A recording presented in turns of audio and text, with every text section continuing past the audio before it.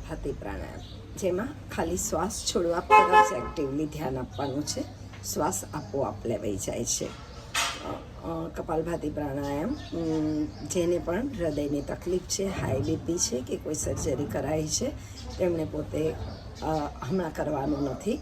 બાકી બધી સ્વસ્થ વ્યક્તિ કપાલભાતિ કરી શકે છે. કપાલભાતિ કરતી વખતે જો ટચલી આંગળીની જોડેની આંગળી સૂર્યમુદ્રામાં હાથ રાખીશું અને સાથે અશ્વિની મુદ્રા એટલે મળમૂત્ર ભાગ ખોલ બંધ કરીએ, તેને કિગલ એક્સરસાઇઝ અશ્વિની મુદ્રા કહેવાય છે.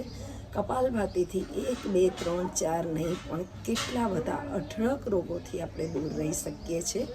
તો ચાલો કપાલભાતિનો અભ્યાસ કરીએ.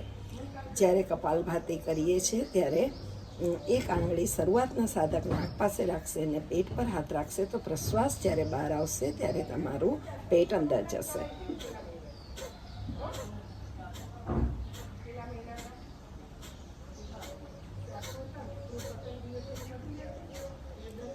એક સ્વસ્થ વ્યક્તિ પર સેકન્ડ પર સ્ટ્રોક એટલે કે 1 મિનિટમાં 60 વાર કપાલભાતિનો અભ્યાસ કરી શકે છે.